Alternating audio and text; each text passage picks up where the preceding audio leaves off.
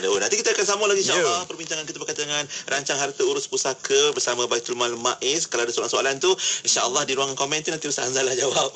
Insya-Allah ya.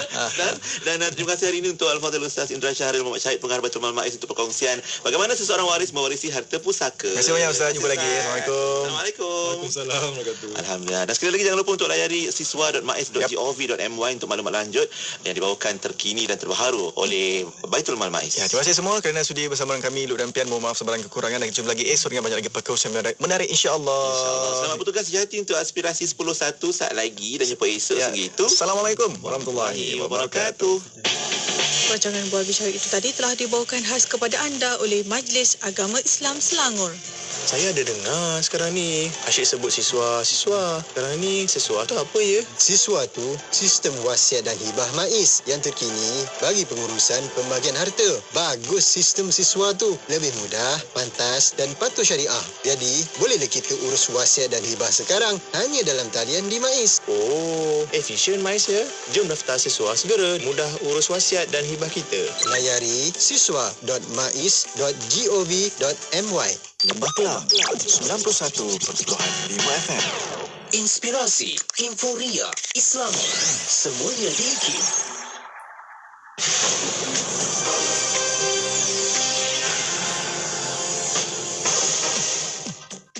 Bismillahirrahmanirrahim. Assalamualaikum warahmatullahi wabarakatuh dan salam sejahtera. Bersama saya Ahmad Nazari Muhammad Yusof dalam berita IKIM. Seramai 334 mangsa banjir dari 9 buah kampung di Baling Kedah dipindahkan ke beberapa buah pusat pembinaan sementara PPS setakat pada pukul 2 pagi tadi. Ketua Polis Daerah Baling, Superintenden Syamsuddin Mamat memaklumkan bahawa setakat ini sejumlah 85 buah rumah dilaporkan terjejas berikutan bencana yang berlaku kira-kira pada pukul 4 petang semalam itu. Selain itu katanya, mesyuarat Majlis Keselamatan Negara MKN peringkat negeri yang bakal dipengerusikan oleh Menteri Besar Kedah Datuk Seri Muhammad Sanusi Muhammad Noor akan diadakan pada pagi ini bagi menentukan tindakan lanjut dalam membantu mangsa yang terjejas selain usaha menggerakkan operasi mencari dan menyelamat. Moratorium bayaran sewa selama 6 bulan akan diberikan kepada pengusaha dan penyedia perkhidmatan makanan di dalam kampus Institusi Pengajian Tinggi IPT Awam mulai bulan ini.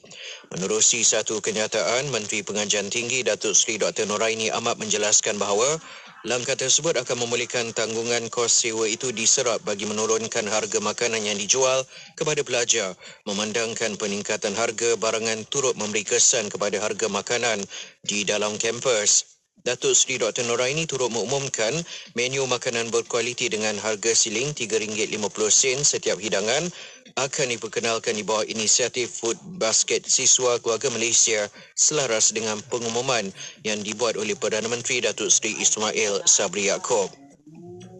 Subvarian Omicron BA4 dan BA5 menyumbang 50% kadar jangkitan COVID-19 pada minggu lalu dan ia dijangka menjadi dominan di Thailand tidak lama lagi. Menurut Ketua Pengarah Jabatan Sains Perubatan, Dr. Supakit Sirilak, varian Omicron menyumbang sebanyak 100% kadar jangkitan sejak 7 hari lalu dan sehingga kini kira-kira 1,000 kes disahkan membabitkan subvarian BA4 dan BA5. Sementara itu, Perdana Menteri Prayut Chan Ocha mengarahkan pihak Kementerian Kesihatan Awam bersiap sedia menangani peningkatan kes COVID-19 dan kluster baru berikutan dua subvarian tersebut merebak dengan pantas. Sekian saja berita IKIM untuk edisi 10 pagi ini. Perkembangan selanjutnya kembali bersama saya dalam berita IKIM 12 tengah hari nanti. Assalamualaikum warahmatullahi wabarakatuh dan teruskan kesetiaan anda bersama IKIM Inspirasi Inforia Islami. Laporan berita tadi dari sumber bernama Kapsul Masa.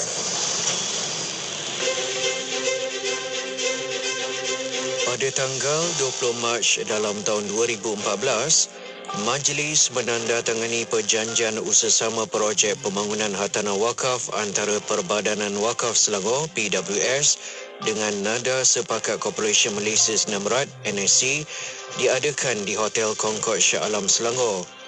Majlis pelancaran disempurnakan oleh Yang Berbahagia Datuk Seti Haji Muhammad Azib bin Muhammad Isir, Pengerusi Majlis Agama Islam Selangor MAIS, manakala perjanjian ditandatangani oleh Yang Berusaha Encik Abu Bakar, Ketua Pegawai Eksekutif mewakili PWS, dan Yang Berusaha Encik Kamsul bin Said, Pengarah Eksekutif Kumpulan NSC mewakili NSC. Perjanjian berkenaan bertujuan untuk memperkenalkan Perbadanan Wakaf Selangor PWS sebagai salah satu badan yang bertanggungjawab dan mempunyai kemampuan dalam menguruskan hal ehwal berkenaan pembangunan hartanah wakaf. Selain itu, perjanjian tersebut juga membuka jalan untuk menarik minat lebih banyak syarikat, terutamanya syarikat Bumi Putera, untuk bersama-sama mengambil bahagian dalam membangunkan hartanah milik MAIS. Petikan fakta ini disediakan oleh Seksyen Dokumentasi dan Penerbitan Arkib Negara Malaysia.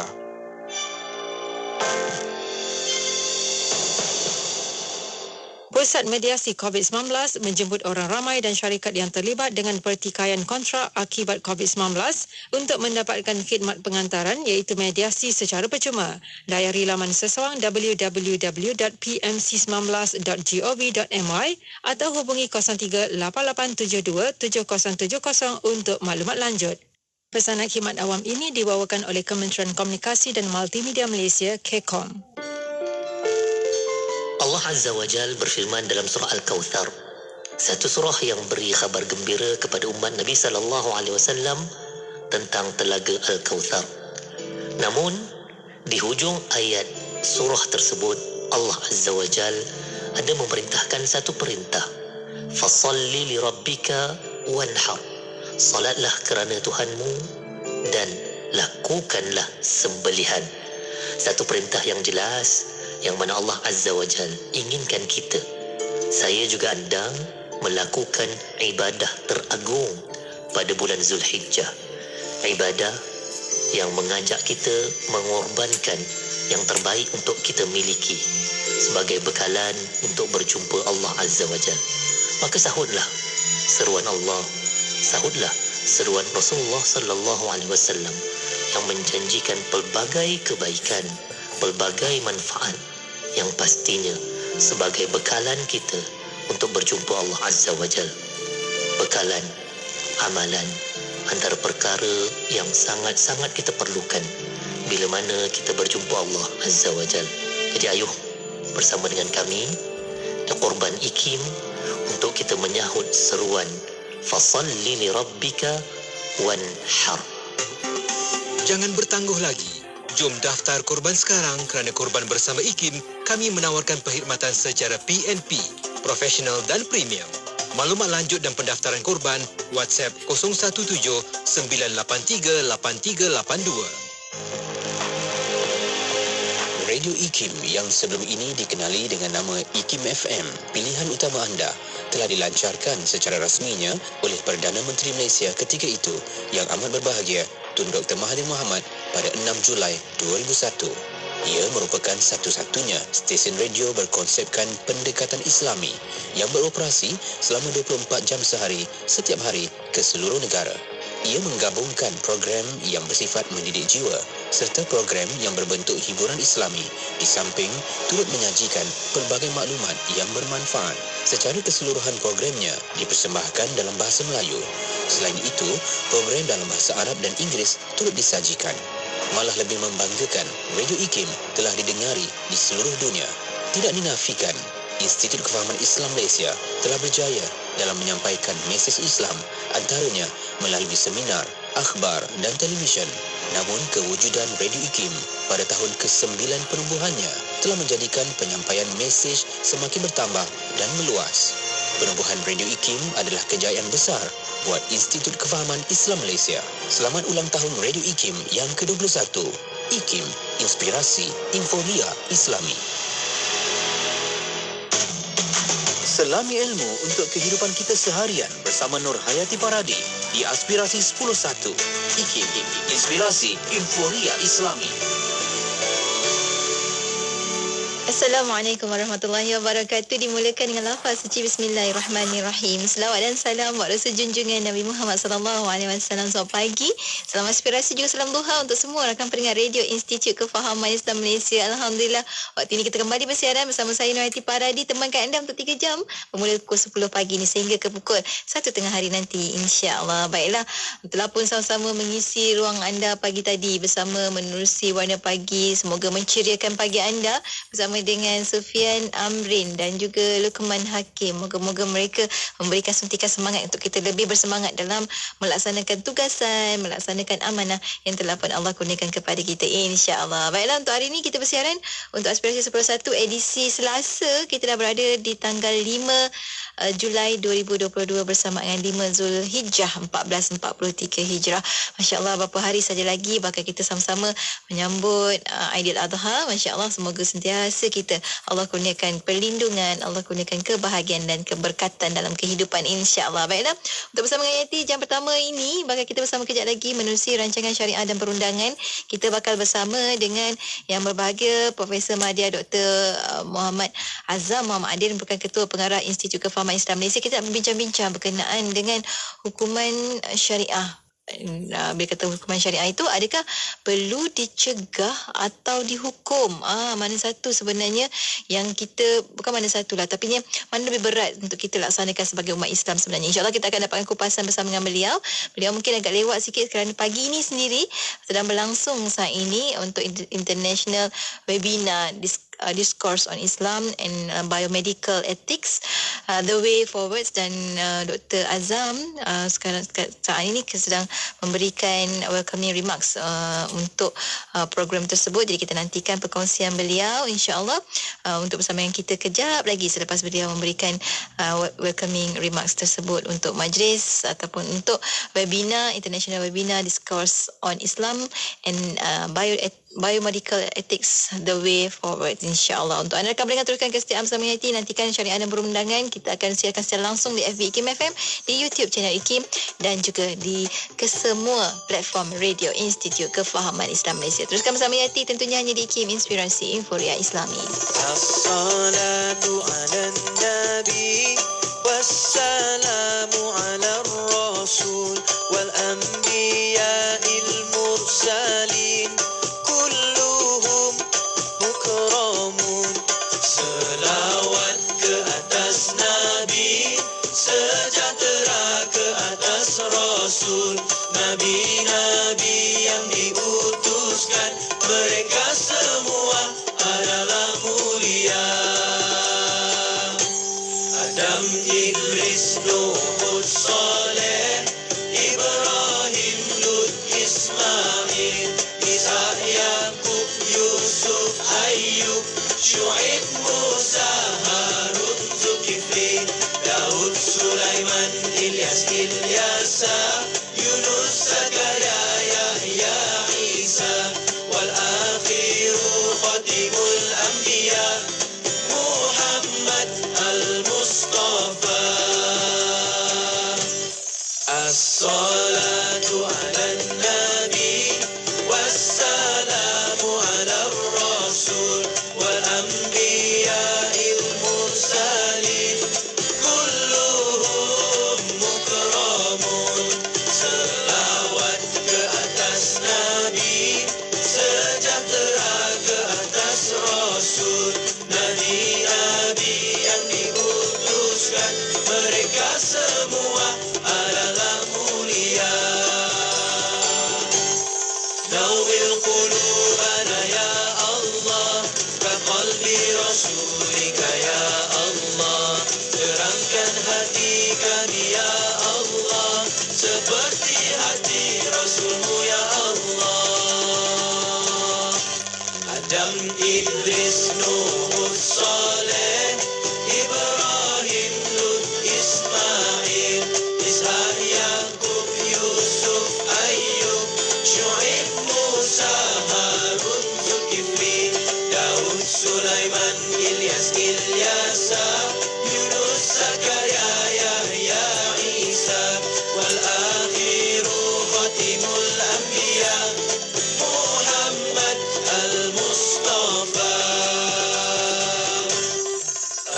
الصلاة على النبي والسلام على الرسول والأنبياء المرسلين كلهم مكرمون.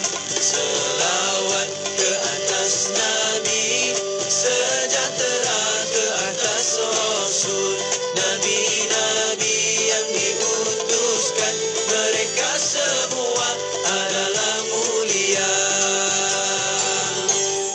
Nawil qulubana ya Allah, ka qalbi rasulika ya Allah.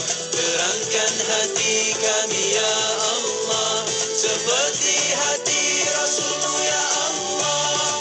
Nawil qulubana ya Allah, ka qalbi rasulika ya Allah. Terangkan hati kami ya Allah, seperti hati Rasulmu ya Allah. Adam, Idris, Nuh, Saleh, Ibrahim, Lut, Ismail, Ishaq, Yaqub, Yusuf, Ayyub, Syuaib, Musa, Harun, Zulkifli, Daud, Sulaiman, Ilyas, Ilyasa, Yunus, Zakaria, Yahya, Isa, wal akhiru khatimul anbiya, Muhammad al-Mustafa. Selawat ke atas Nabi, sejahtera ke atas Rasul, Nabi-Nabi yang diutuskan, mereka semua adalah mulia.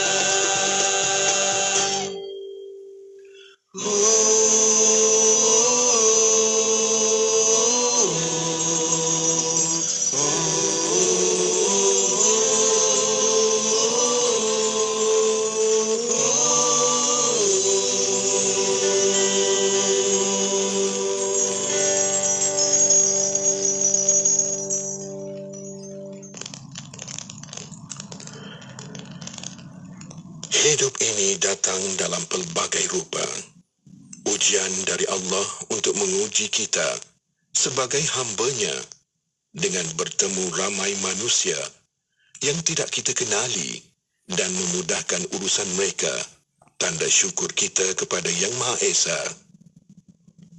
Di bulan yang mulia ini, mengajar kita untuk lebih banyak melihat ke bawah, melihat lebih dekat orang-orang yang hadir ke dunia, yang hidup mereka tidak seberuntung kita.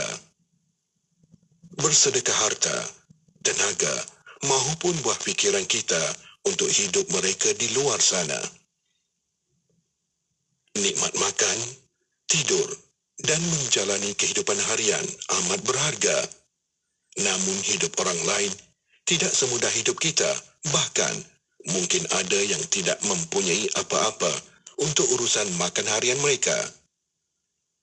Bersama Insaniah Rakyat, kita membantu mereka yang memerlukan bantuan dari urusan kehidupan, keuangan, makanan dan meliputi keseluruhan aspek kemanusiaan. InsyaAllah. Layari www.insaniahrakyat.org atau hubungi Syamsuddin Kadir 010-500-1500. Demi kemanusiaan dunia dan akhirat.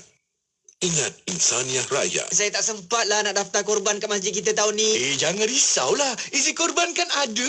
RM320 je satu bahagian. Izi korban? Ya, izi korban ni bukan je dah lebih 15 tahun pengalaman uruskan lebih 350,000 penyertaan. Bahkan yang pertama diiktiraf patuh syariah ISO 1900-2014. Wah, hebat tu. Macam mana nak daftar dengan izi korban ni? Mudah aja. Hubungi 1-800-885-885 atau layari izikorban.org. Izi korban mudah dan dipercayai.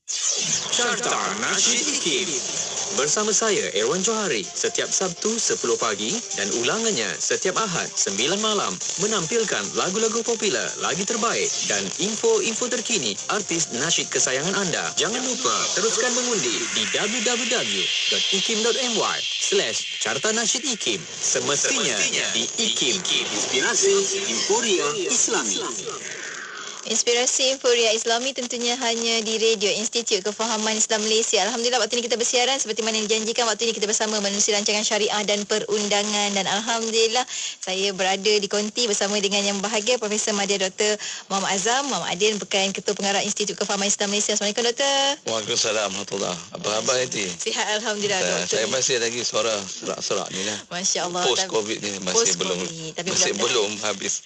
Dipermudahkan urusan kembali sihat insya-Allah Doktor. Tapi Doktor dalam kesibukan pagi tadi pun bagi welcoming remarks juga, tapi alhamdulillah hari ini pagi ini bersama kita di konti untuk berkongsi kita, dan hari ini Doktor akan kupaskan tentang tajuk kesalahan jenayah syariah dihukum atau dicegah. Ini bahagian pertama kan Doktor kan, insya-Allah kita akan kupas dengan lebih mendalam lagi tentang ini. Dan kalau kita selalu dengar Doktor kan perkataan jenayah dan juga jarimah, itu antara perkataan-perkataan yang selalu kita dengar dalam kesalahan jenayah syariah Doktor. Mungkin Doktor boleh terangkan awal ini sebagai mukadimah kita lah, sama ada kedua-dua perkataan ini membawa maksud yang sama. Sebab selalu kita dengar jenayah, jarimah jarang dengar kan. Tapi ini mungkin Doktor boleh terangkan kat sini supaya kita lebih mendalam, lebih faham, lebih tahu apa yang dimaksudkan dengan jenayah dan juga jarimah ini. Silakan Doktor. Terima kasih ya Yati. Assalamualaikum warahmatullahi wabarakatuh. Alhamdulillah wassalatu wassalamu ala asyrafil mursalin wa ala sahbihi ajmain. Para pendengar sekalian, alhamdulillah kita dapat bertemu pada bulan ini di minggu pertama dalam slot syariah dan perundangan. Dan pada pagi ni kita nak bincang tadi Yati sebut apa dia jenayah jarimah. Benda ni sama ke? Ada orang sebut jenayah, ada sebut jarimah. Dia sebut sebenarnya istilah jenayah dan jarimah ni kedua-duanya berasal pada bahasa Arab. Dan kedua-dua ni membawa maksud kesalahan secara umum tanpa mengira sama ada dia melibatkan moral ataupun fizikal, tubuh badan ataupun harta ataupun kepentingan lain. Maknanya apa sahaja yang membawa maksud, ada saja kesalahan, ia membawa maksud jenayah dan juga jarimah. Walaupun bagaimanapun para fuqaha ni ahli-ahli fiqh ni, mereka kadang-kadang menggunakan perkataan ni, kedua-dua ni, dia setengah-setengah tu dia bawa pendapat tu, maknanya kedua-duanya sama. Maknanya jenayah pun sama, jarimah pun sama. Iaitu apa dia? Iaitu segala perbuatan jahat yang diharamkan oleh syarak dan diperuntukkan hukuman ke atas pelakunya. Sama ada kesalahan itu melibatkan nyawa, tubuh badan, harta benda, maruah atau sebagainya. Jadi kalau dia melibatkan, dia dah encourage, dia telah melebihi, telah mengatasi batas tu, dia telah membuat perbuatan jahat yang dilarang oleh syarak, yang ada peruntukan dia, sama ada dia melibatkan nyawa, tubuh badan, harta benda, maruah dan sebagainya. Ini dianggap sebagai maknanya jenayah ataupun jarimah. Terdapat juga Yati para fuqaha yang dia menyempitkan apa maksud jenayah tersebutlah. Dia kata bila sebut jenayah ni, dia hanya khusus untuk kesalahan-kesalahan di bawah hudud dan kisos. Dia tak termasuk ta'zir. Ini ada setengah-setengah pendapat para fuqaha lah. Bagi fuqaha yang mengasingkan, membezakan antara perkataan jenayah dan jarimah, dia kata hudud dan kisos adalah jenayah, manakala ta'zir itu adalah kesalahan-kesalahan bawah ta'zir itu adalah jarimah. Apa itu hudud, kisah, ta'zir? Nanti selepas ni saya akan bincang dengan panjang lebar. Walau bagaimanapun, menurut majoriti para fuqaha, jenayah ini adalah kesalahan-kesalahan Yati, yang lebih khusus, yang melibatkan nyawa dan tubuh badan sahaja, iaitu hudud dan kisos. Ini majoriti fuqaha. Menurut Abdul Qadir Audah, jenayah ini adalah sinonim dengan perkataan jarimah. Jadi sinonim.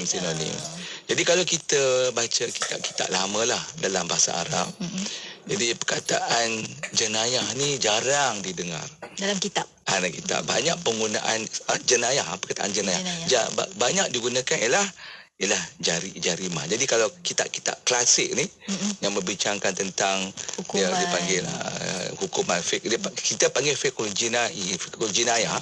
Tapi ungkapan dalam kitab-kitab lama tu dia lebih menggunakan jarimah. Tapi conclusion dia apa yang saya nak share di sini. Jadi kita bolehlah buat satu ketetapan dalam pendekatan hari ini. Kalau kita tengok di Malaysia pun, kita sebut undang-undang kesalahan jenayah syariah. Jenayah kan? Dia tak sebut undang-undang kesalahan jarimah. Kan? Macam kita suatu masa dahulu, sebelum ada saya ingat penstrukturan semula dan juga saya ingat penstrukturan hierarki mahkamah, umpamanya mahkamah syariah, kita panggil dulu mahkamah qadi. Betul, qadi. Betul, kita sekarang panggil mahkamah syariah. Mahkamah. Jadi istilahnya di sini ialah penggunaan semasa. Jadi apa yang saya boleh simpulkan secara ringkas ni, iaitu jenayah dan jarimah ni membawa satu maksud lah, iaitu kesalahan yang ditentukan dia punya hukuman dia.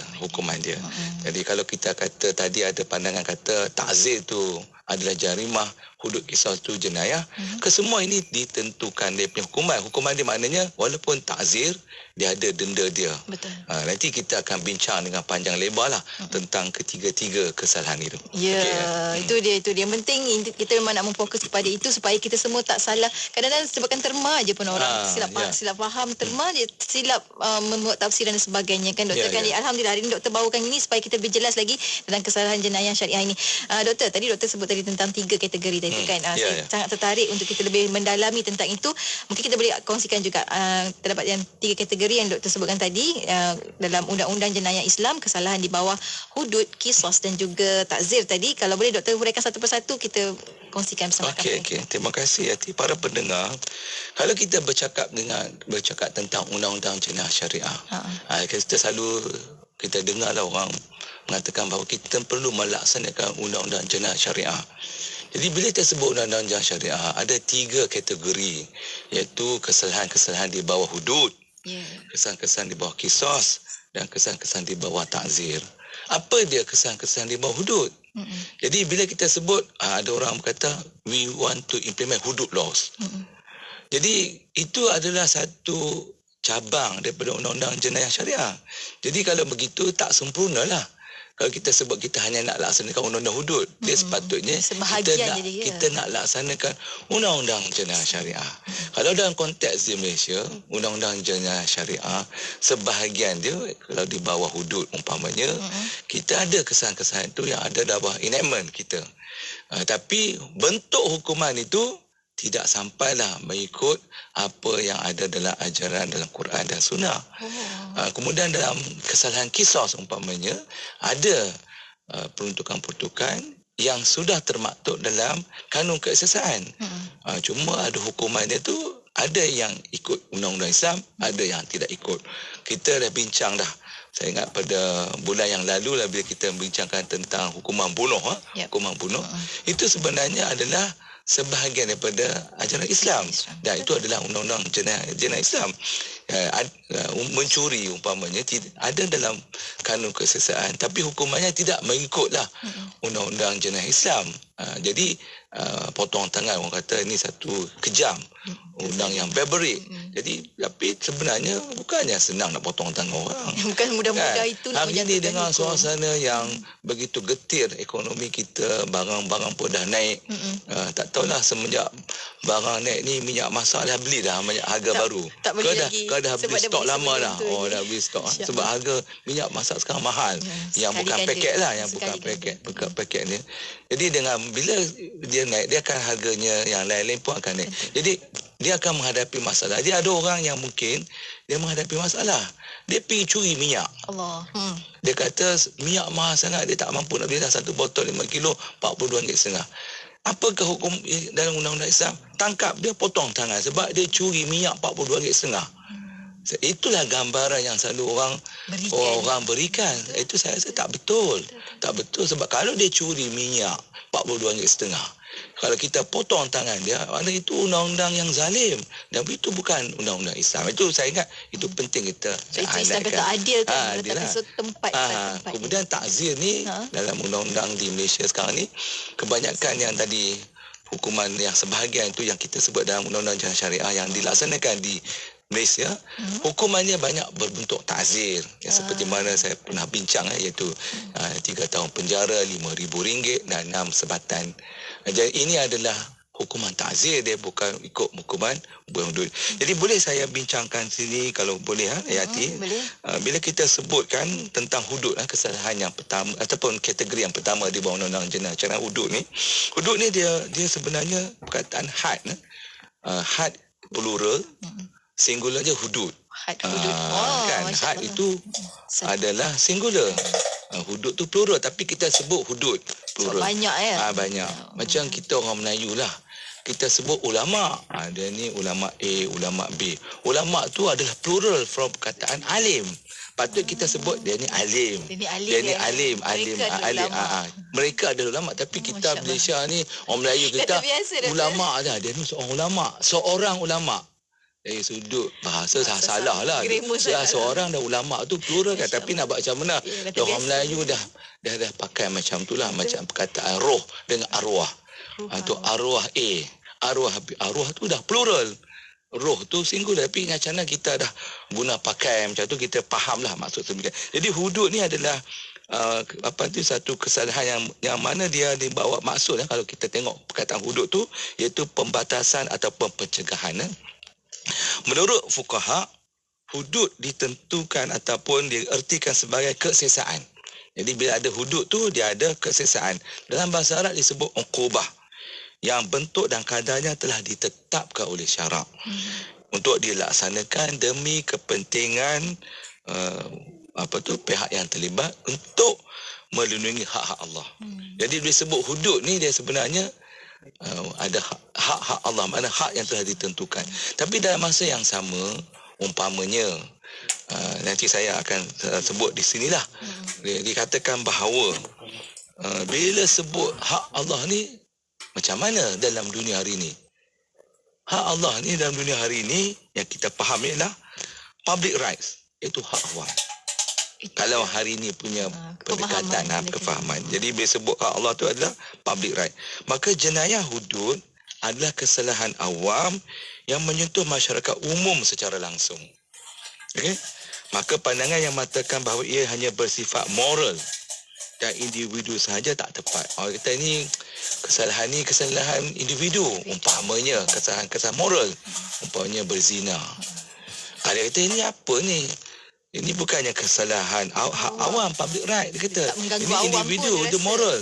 No, dia sebenarnya itu ketentuan oleh Allah Subhanahu Wa Taala. Kita kena bezakan. Undang-undang jenayah syariah ni kita kena lari sikitlah perbincangannya dari perspektif daripada undang-undang jenayah yang ada dalam kanun kesesaan sebagai contohnya. Jadi kesalahan hudud ni Yati sebenarnya adalah sebahagian daripada konsep amar makruf, nahi munkar. Jadi kita suruh buat baik dan kita mencegah kemungkaran. Jadi amar makruf nahi munkar ni bukan satu benda yang mudah. Sebab hari ni banyak suruh amar munkar, nahi makruf yang berlaku sekarang ni. Ini yang susah. Tapi sebenarnya kalau kita tengok dalam konteks orang yang cerdik, pandai, kalau di barat tu ramai orientalis. Saya sebut orientalis ni mereka ada memahami Islam, memahami undang-undang Islam, tapi mereka tu tak beriman. Dan mereka tu bercakap dalam bahasa Arab yang fasih, baca Quran, dia quote Quran tu dia boleh memorize, tapi dia tak beriman. Saya bagi satu contoh, Michael Cook, seorang orientalis, dia tulis satu buku, Commanding Right and Forbidding Wrong in Islamic Thought, di Cambridge University Press. Buku lama lah, mungkin ada reprinted. Commanding Right and Forbidding Wrong in Islamic Thought. Dia membincangkan benda ni dan dia bersetuju bahawa dalam Islam ni kita mesti adanya konsep amar makruf dan nahi munkar. Dan ini adalah sebahagian daripada undang-undang kesalahan jenayah syariah yang kita nak membendung kesalahan itu supaya dia tidak boleh merebak. Kerana bila dia buat kesalahan tu ada hukuman dia. Walau bagaimanapun seperti mana tajuk kita hari ni lah, kesalahan jenayah syariah dihukum atau dicegah. Kita nak ni sekarang ni hukum dia. Apakah hukum tu ataupun kita nak cegah dia? Ini yang kita nak bincang lah. Jadi mungkin saya Boleh teruskan lagi kan ataupun kita rehat dulu. Kita berhenti. Kita baru cerita tentang hudud. Maknanya satu daripada 3 kategori yang tak habis lagi hudud ni. Tak habis lagi. Itu pun tak habis lagi. Kita akan sambung lepas kita berhenti rehat seketika. Untuk anda rakan pendengar yang mengikuti perbincangan ini, jom sama-sama tekan butang share di FB IKIM dan juga di FB Institut Kefahaman Islam Malaysia supaya kita semua jadi orang yang celik perundangan, insya-Allah. Untuk anda rakan pendengar, jangan ke mana-mana, teruskan kesetiaan bersama kami tentunya hanya di IKIM, Inspirasi Inforia Islami.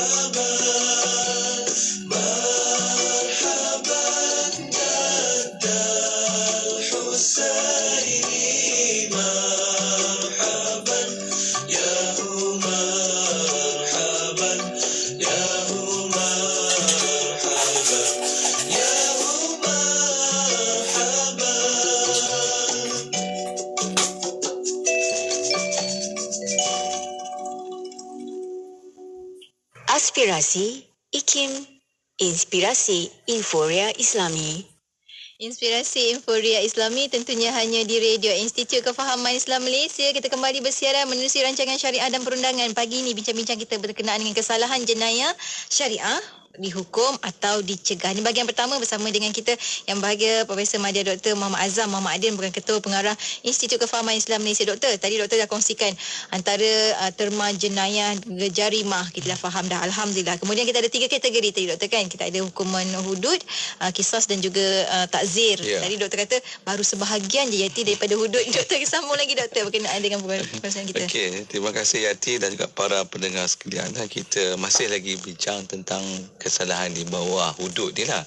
Jadi kalau kita tengok dalam kitab-kitab fiqh dan perbincangan lah oleh para cendekiawan, kita nampak macam di sana ada 6 kesalahan yang diletak di bawah hudud lah. Walaupun ada dia pun ada 6. Ada 6 kesalahan di bawah hudud. Walaupun bagaimanapun ada satu pandangan juga, ada bukan satu lah, ada juga beberapa pandangan dia tambah satu lagi, iaitu yang ke-7. Nanti yang ke-7 tu apa, nanti saya akan berkongsi dengan para pendengar sekalian. Jadi bila kita sebut kesalahan hudud ni, Umpamanya kita ada mencuri. Mencuri dalam bahasa panggil sarikah. So mencuri ni duduk di bawah hudud. Kemudian kita ada hirabah, iaitu merompak. Itu di bawah hudud. Kemudian zina, iaitu persetubuhan yang haram. Ini juga letak di bawah hudud. Kemudian qazaf, menuduh orang baik melakukan persetubuhan haram tanpa membawa 4 saksi yang melihat perbuatan tersebut. Kemudian yang kelima, syurb ataupun minum arak, ataupun minuman yang memabukkan. Dan yang akhir sekali adalah irtidad ataupun riddah. Kita dalam bahasa hari ini kita panggil murtad. Murtad itu sebenarnya orang yang keluar dari Islam, kita sebut sebagai murtad. Ini 6 ni disepakati oleh para fuqaha. Ada satu lagi yang saya sebut tadi, yang ketujuh ni, iaitu burah. Burah ni adalah pendurhaka. Ingat Eti pada bulan yang lalu tu saya ada bincang di bawah di bawah diat tu, di bawah kisos tu dia ada durhaka. Jadi durhaka ni dia adalah dianggap sebagai satu kesalahan yang besar orang pendurhaka ni, sebab dia boleh mengganggu negara dan sebagainya lah. Jadi burah ni ada ramai para fuqaha ni tak kategorikan dia di bawah hudud lah. Ini ada perbincangan lebih panjang. Jadi apa yang saya boleh sebutkan sini, ada 6 hudud, 6 kesan hudud yang disepakati, dan ada satu lagi tu yang tak disepakati adalah burah. Walaupun begitu, kalau kita tengoklah perbincangan di kalangan para fuqaha, umpamanya saya ambil contohlah, kesalahan sarikah mencuri hirabah ni tak ada isu lah. Mana para fuqaha sepakati. Umpamanya zina, persetubuhan haram. Jadi berlakunya zina ialah antara seorang lelaki dengan seorang perempuan. Bagaimana berlakunya hubungan jenis antara lelaki dengan lelaki dan perempuan dengan perempuan. Jadi dia sebut dia zina tak? Dia di sini dia lain. Jadi istilahnya di bawah, umpamanya kalau lelaki-lelaki dipanggil liwat. Kalau perempuan dengan perempuan dipanggil musahakah. Ini bagi yang saya panggil ni, dia maknanya kesalahan-kesalahan yang dikategorikan sedemikianlah. Tapi apa yang saya nak disebut sini, dari aspek kesalahan zina dan hukuman dia. Hukuman zina kita tahulah bahawa mereka yang melakukan zina, bagi yang sudah berkahwin dalam undang-undang Islam, undang-undang jenayah Islam ni mengatakan dihukum rejam sampai mati. Ada yang mengatakan bahawa ialah hukuman rejam ni, walaupun dia tidak ada dalam Quran, dia ada hadis, ada dia punya diskusi dia yang lebih panjang lah dalam bab itu. Bagi orang yang melakukan liwat umpamanya, Quran dia hanya menyebut perkataan itu satu benda perbuatan yang keji, tapi tidak disebutkan bentuk hukuman. Dan bentuk hukuman ini disebut dalam hadis. Itu adalah perbincangan dalam hal itu. Jadi dalam hadis disebutlah, ada pandangan mengatakan bahawa dihukum sama seperti zina. Kalau dia bukan hukumannya kalau dia sudah berkahwin mengikut cara hukuman zina muhsan, kalau tidak berkahwin sebagai orang muhsan. Adapun untuk musahakah perempuan dengan perempuan, dia tak ikut hukuman seperti kesalahan zina. Dia hanya takzir saja. Berbeza dia. Berbeza. Saya tak pernah jumpa lagi pembacaan saya hukuman kalau perempuan dengan perempuan ni dihukum sama seperti zina. Zina tu memang untuk lelaki dan perempuan ke doktor? Yes. Tapi dari kita sebut ni dari sudut hukuman, bentuk hukuman liwat dia menyamai seperti zina. Sebut sekat. Cuma ada perbincangan di kalangan ulama. Umpamanya mazhab Hanafi, dia tak kategorikan itu sebagai hudud, sebab dia kata ini liwat musahakah ni bukan hudud sebab dah ditetapkan. Jadi dia kata hukuman takzir. Jadi kesalahan kalau melakukan liwat hanya dihukum dengan hukuman takzir. Itu pandangan mazhab Hanafi. Tapi pandangan yang lain dia kata ini adalah mengikut ketetapan kesalahan yang dilakukan seperti zina. Ini perbincangan ilmiah yang mendalam lah. Tapi apa yang saya nak berkongsi dengan para pendengar dan yati dia tentang bagaimana umpamanya di bawah kesalahan hudud ini umpamanya riddah. Bagi mazhab Hanafi, dia tidak memasukkan kesalahan riddah ni di bawah hudud. Dia kategorikan dia seperti mana juga tadi yang saya sebut liwat tadi, di bawah ta'zir. Jadi bagi mazhab Hanafi, kesalahan liwat, kesalahan riddah ni dia duduk di bawah hukuman ta'zir, di bawah ta'zir. Kerana itu bagi mazhab Hanafi, umpamanya Al-Kasani, dia mengatakan bahawa hanya terdapat 6 kesalahan saja di bawah hudud, iaitu sarikah, iaitu mencuri, zina, syurb, itu minum, kemudian qazaf, kemudian qat'ut tariq. Ada juga di sini dimasukkan jugalah, ada setengah-setengah tu memasukkan yang saya sebut tadilah, burah tersebut. Tapi ini adalah perbahasan ulama yang begitu mendalam lah, yang saya rasa mungkin kena masuk kuliah lah untuk bincang lah. Jadi masa saya belajar dulu, jadi bila sebut fiqh jinai, al-fiqh al-jinayah ni ataupun dipanggil Islamic Criminal Law ataupun Islamic Criminal Jurisprudence ni, satu semester belajarnya. Kita nak bincang mungkin dalam beberapa siri, satu atau dua, hampir 2 siri paling kurangnya lah. Okey. Jadi apa yang saya nak mungkin berkongsi dengan para pendengar dan yati ialah, kalau kita tengok dalam Quran, hanya ada 4 kesalahan hudud saja yang disebut dalam Quran, iaitu sarikah, iaitu mencuri, hirabah, merompak, zina dan qazaf. 4 ni saja yang disebut dalam Quran. Minum arak pun tak ada, Doktor? Dia minum arak ni dia disebut fajtanibu. Hendaklah kamu jauhkan. Tapi dia tak sebut hukuman dia. Maknanya cegah lah macam tu. Dia tak sebut hukuman. Yang sebut hukuman ni duduk di bawah, diterangkan dalam hadis. Dia sunnah ni dia adalah perbincangan lebih lanjut lah, kerana itu kalau kita tengok umpamanya orang yang minum arak ni ataupun yang minum perkara ataupun minuman yang memabukkan, bukannya minuman saja, kira apa-apa saja yang memabukkan lah, menghilangkan akal ni, dia tak boleh waras, dia dihukum. Jadi ada yang kata dihukum dengan 40 sebatan, ada yang kata 80 sebatan.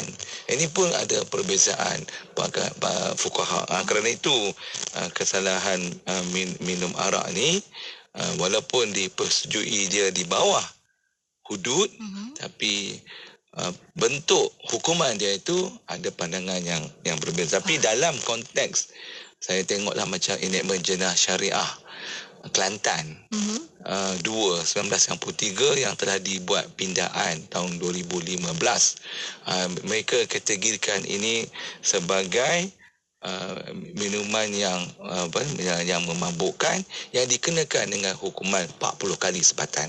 Dia ambil pendekatan yang 40 bukan 80. Jadi yati dan juga para pendengar sekalian, itu hududlah secara ringkas. Kalau nak panjang ni kena kuliah lah, kisos ni. Ini saya mungkin ada sedikit saya telah bincang pada minggu yang lepas. Jadi kisah ni apa dah? Dia ianya merangkumi pembunuhan dan mencederakan. Maknanya ada pembunuhan, ada mencederakan orang lain. Yang mana bentuk hukumannya adalah dipanggil balasan balik setimpal. Balasan balik setimpal. Konsep dia an eye for an eye. An eye for an eye. Maknanya mata dengan mata. Kalau bunuh, balas bunuh. Maknanya kalau dia bunuh, balasan baliknya dengan bunuh. Dalam bahasa Inggeris panggil retaliation lah. Iaitu balasan balik setimpal.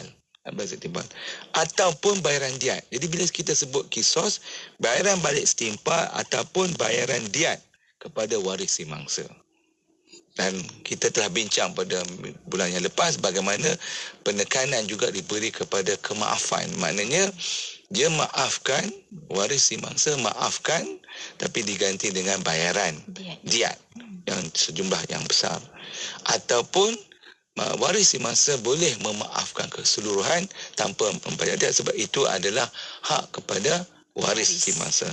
Jadi kisos ini pada pandangan Undang-Undang Jenayah Syariah adalah kesalahan perseorangan, iaitu individu yang menyentuh kepentingan orang perseorangan. Dia tak melibatkan hak awam lah ni. Ini dalam jenayah syariah yang kita faham. Tapi kalau kita hari ini yang kita tengok dalam kanun kesesaan penal kod, ini dia kata ni bukan individu, ni hak awam. Kan? Ini ada sedikit sangat perbezaan lah antara undang-undang jenayah syariah dan juga kanun keesasaan yang kita warisi daripada British. Ada orang tanya saya, jadi undang-undang kanun keesasaan tu tak Islam lah. Tak Islamik lah. Jawapan saya nanti dalam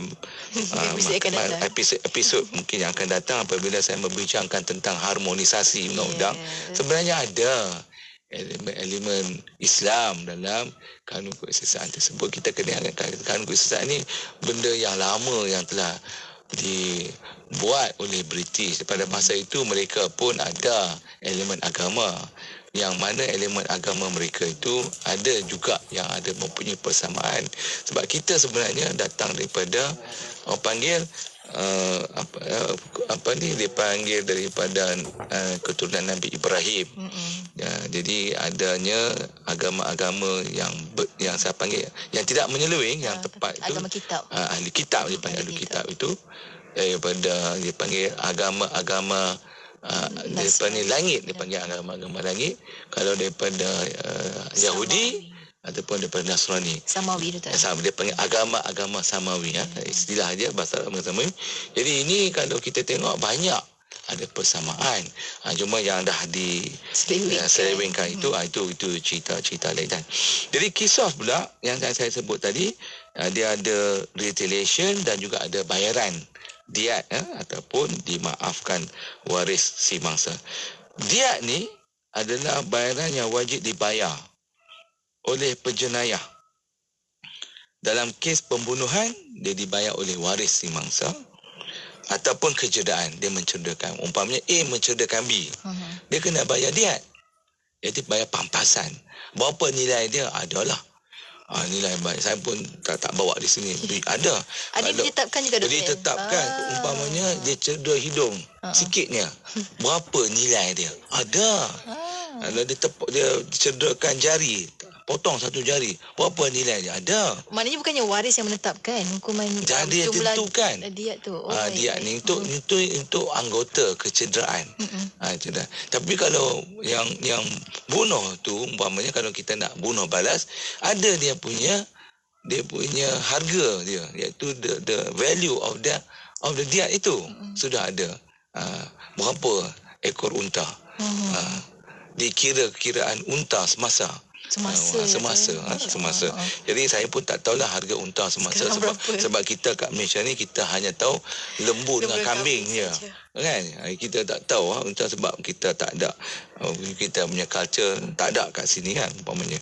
Jadi kan bila kita kata diat ini adalah bayaran darah ataupun belak mandi ni, dia sebenarnya masih bersifat ukubah ataupun punishment, dan bukannya sebagai ganti rugi ataupun doman. Maknanya dia adalah sebahagian daripada pembalasan ataupun punishment. Walaupun ada pandangan-pandangan yang mengatakan ia bukanlah sebagai ganti rugi, dia juga ada sebagai ganti rugi, bukan sebagai punishment lah. Itu ada pandangan yang berbeza. Jadi apa yang saya boleh katakan di sini, jadi kalau kita kata dia adanya hukuman kisos, maka dia mestilah kalau dia bunuh, sama ada dia dibunuh balas, ataupun dia dibayar diat, ataupun dimaafkan, ataupun dia dimaafkan tetapi dengan syarat dia kena bayar juga diat. Dimaafkan tapi bersyarat. Bersyarat kena bayar diat. Itu semua terpulang kepada waris si mangsa. Okey. Justru itu umpamanya diat adalah satu bentuk hukuman ke atas penjenayah dalam kes pembunuhan ataupun kecederaan. Jadi jangan kita kata ini bunuh duduk di bawah hudud. Tak. Ini duduk di bawah kisah, dia bukan di bawah hudud. Kalau duduk di bawah hudud, dia tak ada boleh dah budi bicara. Sebab ini bawah hak antara individu dengan individu. Mengikut pandangan setengah-setengah ulama dalam kes pembunuhan lah, Yang menanggung kerugian adalah si mangsa yang dibunuh.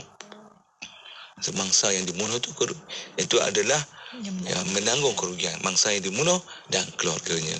Jadi sebagai balasan, itulah sama ada dia nak dihukum balik dengan bunuh, balas, ataupun dia dibayar satu jumlah yang besar yang saya rasa agak susah jugalah. Beratlah. Berat kan? Okey. Jadi Yati, kita tadi ada kesalahan kategori yang ketiga di bawah Undang-Undang Jenayah Syariah, iaitu takzir. Ini takzir ni orang kata apa dia takzir ni? Takzir ni apa sahaja kesalahan yang selain daripada hudud dan qisas. Oh, faham. Selain daripada hudud dan qisas itu adalah takzir. Yang mana dia terletak banyak kepada budi bicara hakim. Kan? Banyak tak berbicara. Ataupun dia telah ditetapkan oleh kerajaan semasa di negara berkenaan. Umpamanya di negara A dia merupakan kesalahan, di negara B dia tak kesalahan. Ini adalah takzir. Jadi kita kata bahawa apa sahaja kesalahan, apa sahajalah selain daripada hudud dan qisas. Jadi hari ni kat Malaysia ni kita banyak ada undang-undang, tak ada pun dalam Quran dan Sunnah. Takzir lah tu. Kan, undang-undang jalan raya. Undang-undang. Ada orang cakap traffic light merah, ini undang-undang manusia, tak perlu kita patuh. Ini bukan undang-undang Allah Ta'ala. Kan? Salah tu. Sebab apabila pihak berkuasa telah mengeluarkan, telah buat satu undang-undang, kita kena patuh. Untuk jalan ada merah, kena berhenti. Tapi ada setengah-setengah tempat, kalau dia merah nak belok kiri, dia tulis itu. Sila tengok kanan, kalau tak ada kenderaan, boleh belok kiri walaupun merah. Itu kena ikutlah. Ikut juga. Tapi saya ingat, kalau tak ikut, kita yang bodoh lah. Sebab apa duk tunggu merah? Apa dia dah bagi tahu dah boleh belok kiri. Kan? Bila tidak ada kenderaan di sebelah kanan. Maknanya dia bagilah kita, untuk kita, kalau tidak dia akan backlog lah. Apa tu? Laluan tersebut lah. Laluan tersebut. Ini. Jadi juga, kalau orang kata, ini hukum kesalahan takzir ni. Orang kata kalau di universiti lah tak datang kelas 3 kali berturut-turut akan dibar daripada masuk exam. Ni kata ni undang-undang manusia ni teruk lah, tak syar'i, tak ikut undang-undang Islam. Ini tak rasa tak tepat. Jadi apa saja kesalahan dan bentuk hukuman yang ditentukan, maknanya yang tidak ada dalam Al-Quran dan juga Sunnah. Soalannya sekarang ni, boleh tak hukuman takzir ni dihukum dengan hukuman bunuh? Ini ada persoalan besar.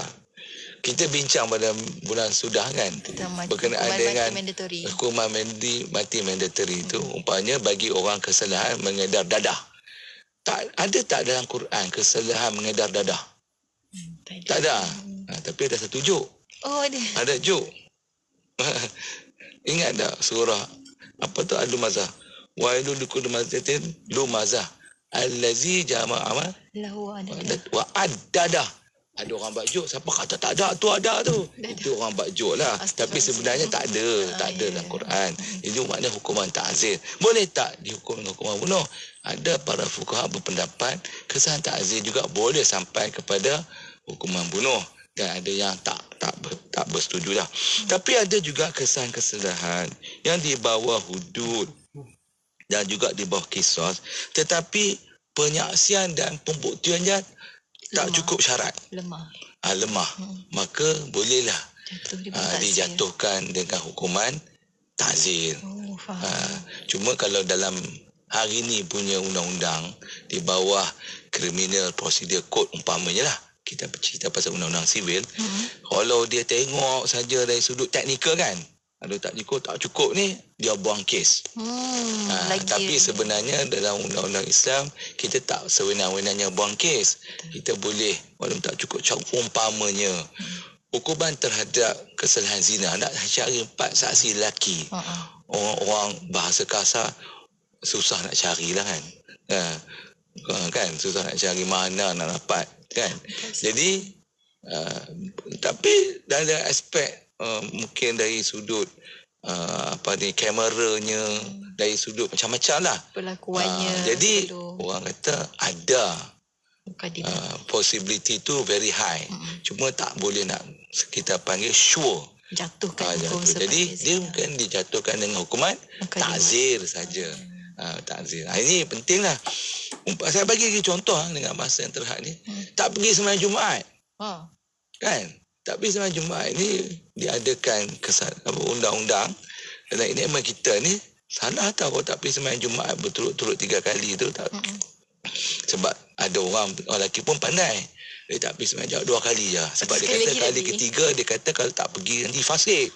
Jadi dia pergi minggu pertama tak pergi, minggu kedua tak pergi, minggu ketiga ada pergi. Sebab kalau 3 kali tak pergi betul-betul